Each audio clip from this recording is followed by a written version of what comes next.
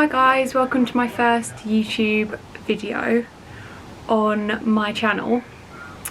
This first vid's probably going to be basically like summarising what I've been through and what I'm still going through with my cancer. And yeah, I hope it's not too boring. I've pretty much listed, I've got my laptop there, I've pretty much listed everything like from start to present basically, so yeah, hope you enjoy. So I was going to do a Q&A on my Instagram, but then I thought there's just like so many questions people can ask about everything about my cancer, so I was just gonna basically list everything that I've been through in the past year. I have osteosarcoma, which is a really rare type of bone cancer, so it's really crap having a rare cancer because not a very nice thing to have.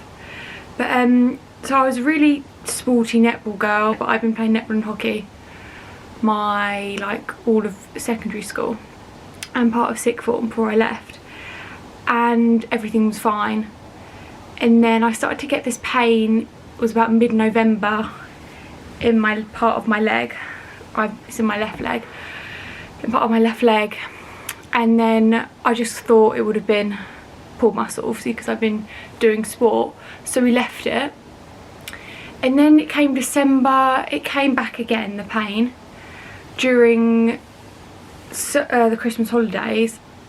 It was okay, then we went on holiday, it had completely gone. So then Christmas, New Year, that was done. And then in January we had a school trip to Chelsea football stadium, and that morning, in fact the night before, I was like, my mum was massaging it, so it was okay for the trip because there was going to be a lot of walking. And then came the morning, I was walking to the train station with my boyfriend and best friend next to me, and then all of a sudden I literally just stopped, like I couldn't walk, like it was horrific, the pain. And it was so crap because like no one believed me, everyone thought I was faking it. So the day after that happened, I got a emergency physio appointment for a guy that my dad knows, and he gave me a acupuncture or lumbar puncture, things with the needles in the knees. So the guy that did my physio, he basically diagnosed me with bursitis, which is swelling of the bursa sacs in the knee, which are water sacs, which kind of made sense because it was a bit swollen and it obviously causes pain. So the physio said, if you carry on getting this pain within the next 2 weeks, get an MRI, like a private one, because I just couldn't like bear the pain anymore. I just wanted to find out what was in my leg, not that I knew that there was anything in my leg. So on the Sunday night, on the 13th of Feb, for Valentine's Day, we went to go get an emergency MRI at my hospital. It was all fine, seemed normal. But then when I look back, basically the guy was saying to my mum, has your daughter never had an MRI scan before? So looking back now, that the reason why is because of what was actually in my leg, what he was seeing. So then I had the MRI. Then on Valentine's Day morning, my mum and dad come really upset in my room, I was so scared, I thought I was in a dream, saying like it's gonna be alright, everything's gonna be fine. I didn't even know at this point what they were talking about. So then that's when the news came back that there was a tumour in my leg. So we went to A&E because we like, what else do you do? And basically, yeah, we went to A&E. They just did the usual like standard blood tests, like we'll book you something, and we're glad we didn't go through the A&E route straight away because it would have taken so much longer and I probably wouldn't be talking about the things I would be now, I don't think. But yeah, that's basically how I found out that there was a tumour in my lung? No, not my lung, that's now. So, and then literally on the 23rd of Feb, a bit more than after a week later, I went to have a biopsy up in Stanmore Hospital, which is near Watford. So I had my biopsy in the morning, hoping and praying that obviously my tumour is malignant. And then 2 days later, literally only less than 2 days later, we got the phone call to confirm that it's osteosarcoma. Because basically I think my dad had been doing quite a lot of research as soon as I was diagnosed, and he knew, and my mum, and I think obviously the nurses and doctors around me, they knew that it was osteosarcoma, but obviously didn't want to tell me until it was confirmed. So that's quite sad when I look back at it, because it's like everyone knew pretty much but me, which is fine. Obviously we now know. But yeah, that was the 25th of February. And then on the 9th of March, I started chemo.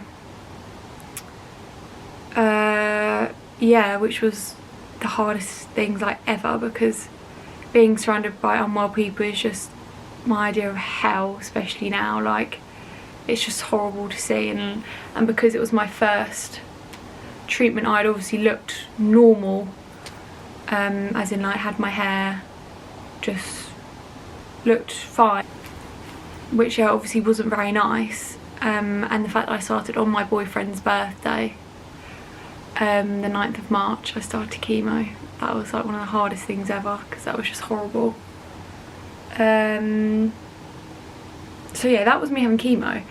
And then we got back from chemo, it was 3 days. I had my half of my first round done.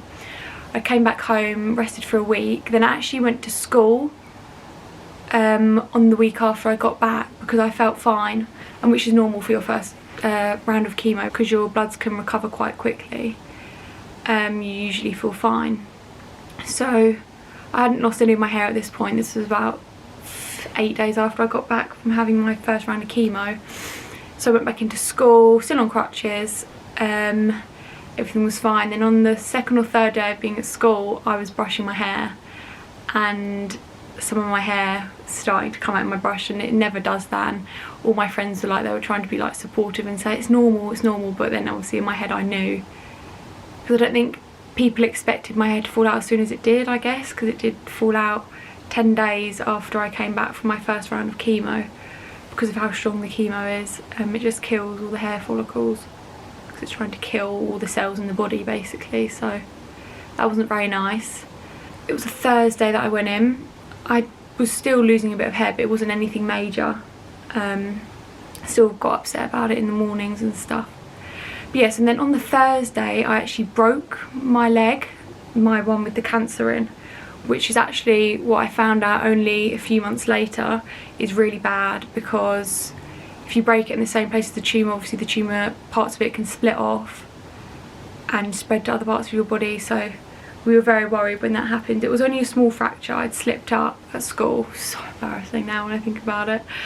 So on the Thursday night, we were kind of saying, oh, it probably might not be broken, because I wasn't actually in loads and loads of pain. It was more like when I touched it or moved it, I couldn't actually move my leg. That was on the Thursday night. Then by the Friday morning, it pretty much swollen up even more. So we decided to go to Brighton Hospital, my shared care hospital, and they did a scan. At first, the lady came in and said it's not broken, she can't see anything at all, it all looks fine.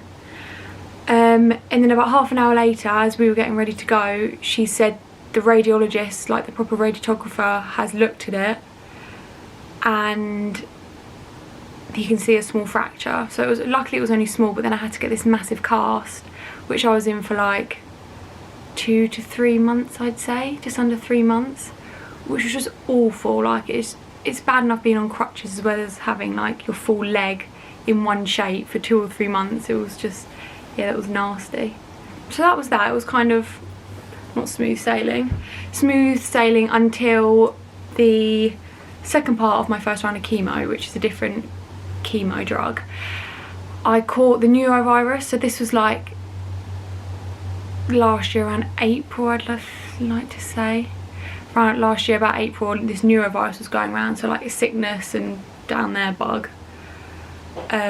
So I caught that, but I didn't actually know I had that, because we thought I was being sick because of the chemo, but it was actually the neurovirus. So then I had to be admitted into hospital for that, because I was so ill. Like, it was awful. I couldn't stop being sick, even taking anti-sicknesses, I just couldn't stop.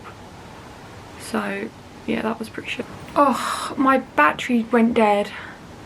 So I went out for an hour whilst it was charging. Now I'm filming again if the light looks any different, because it's gotten darker. I don't actually remember where I was. Okay, so then, yeah, after the neurovirus, I was all fine, I was okay, I was getting through chemo, just preparing for surgery, having like meetings about my surgery, what it involves.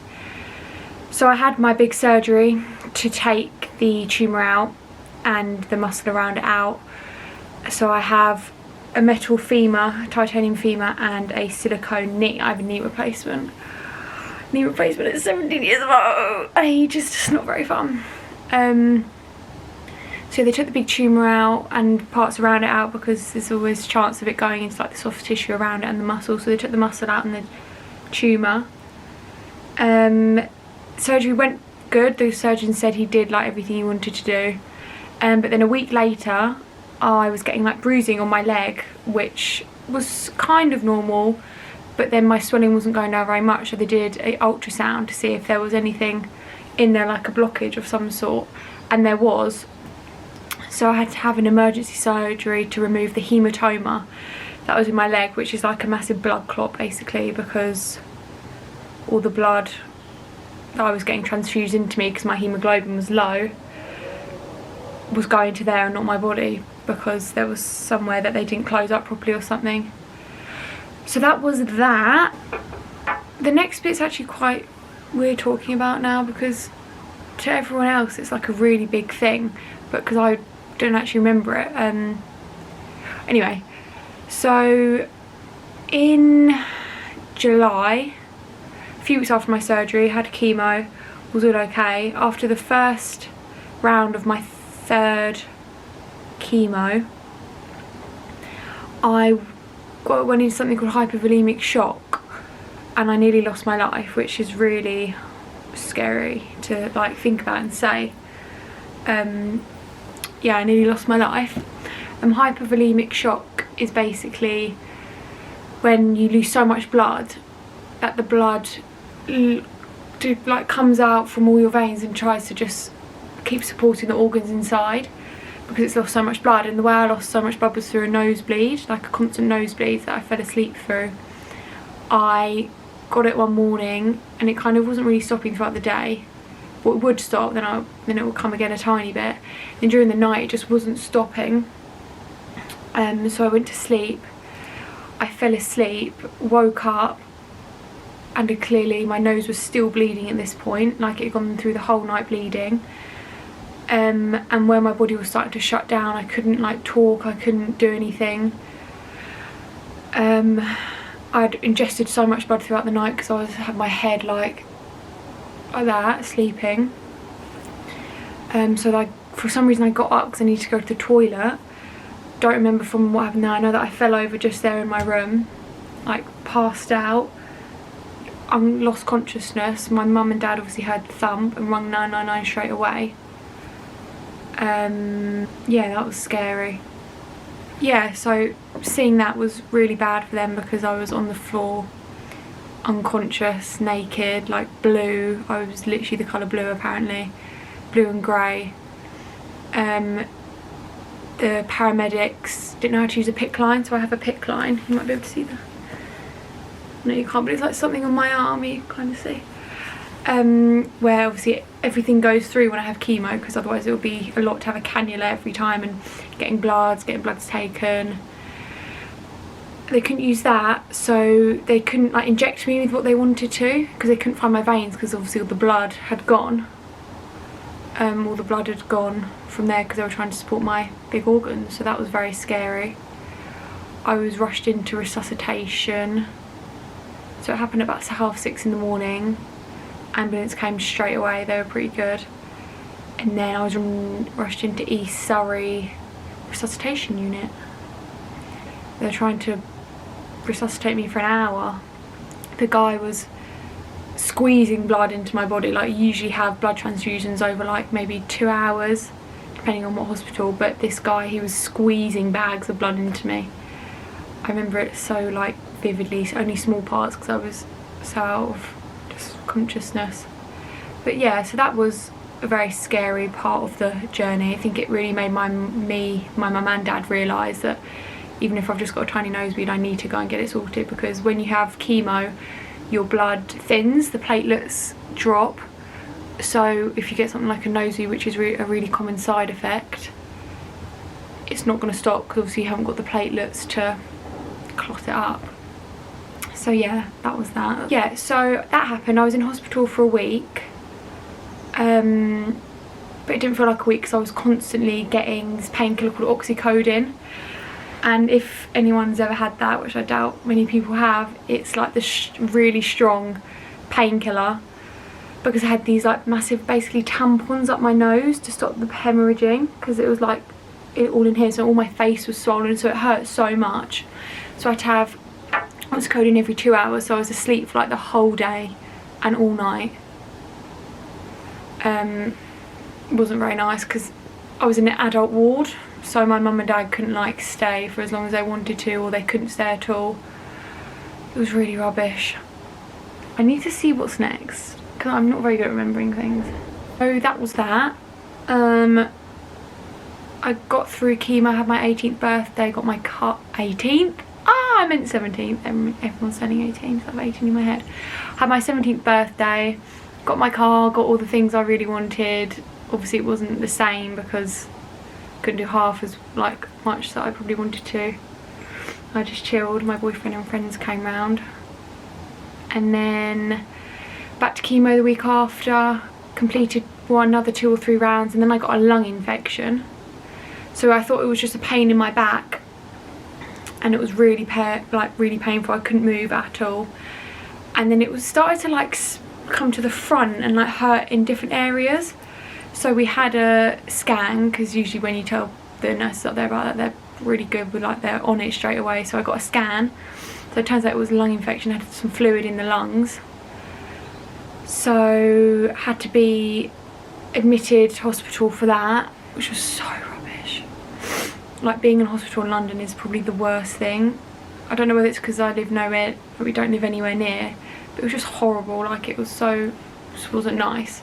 So I had the lung infection. One morning I couldn't breathe, so that was another panic because I was laying flat, and because I was in so much pain I couldn't actually breathe.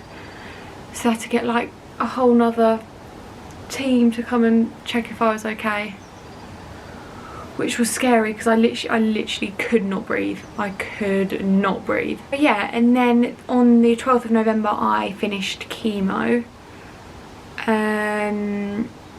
I was really happy because I'm just glad it was all over. I had a really nice surprise meal. Pardon me. And yeah, everything was kind of going smoothly. The only thing I had to be worrying about was scans coming up, and maybe the radiotherapy that we had planned to do in January on my part of the leg that had the tumour, just to kind of give it that extra bit of like hopefulness that it won't come back, you know. So kind of waited, had a routine chest scan in end of November, beginning of December, and then I was going on holiday on the 15th to Tenerife with my family and my boyfriend. A few weeks later we got a call expecting them to say, oh, chest scan's all fine, you're doing well and stuff. It turns out actually I had 2 new small nodules on my left lung, so they were going to leave it, and that was the day before holiday, which was so rubbish.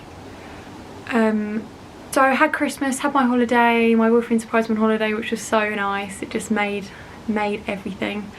Had my holiday, had Christmas, had New Year, had a really nice time. Wasn't really worrying about the scan because in my head I just maybe thought they were calcified or from my lung infection. So I was actually pretty happy. I was getting back to my normal self, I guess. All my hair was growing back, still is, but. And at the beginning of January I had another chest scan, a follow-up from the last one to see if things in my chest had grown or if anything else had come back. And turns out more had come in my lung, which meant that it had spread to my lungs. But as well as the meeting over the phone Zoom call that we had, she also hit us with the, they found an abnormality in my leg. So it's come back not just in my lung but also in my leg, the lower part of my leg, so they can remove that and they can remove these hoping that the chemo is working. So now basically, because I've relapsed, I've started a new chemo. I got back from my first round of the new chemo on Monday and it's Wednesday today. So I thought I would just film this video now whilst I feel okay.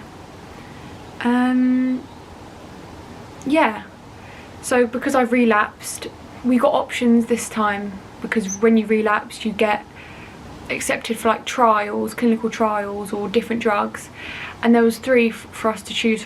First line of action was chemo, and then second was a tablet that could just sustain what's happening in my body. Like it won't kill it, but it also won't let it keep growing. Then the third one was this clinical trial, but the clinical trial just didn't seem like the thing I needed. I wanted to get rid of whatever was gone, so we chose chemo, which was my worst fear again. I just thought, well, I can't go through chemo again, but I am.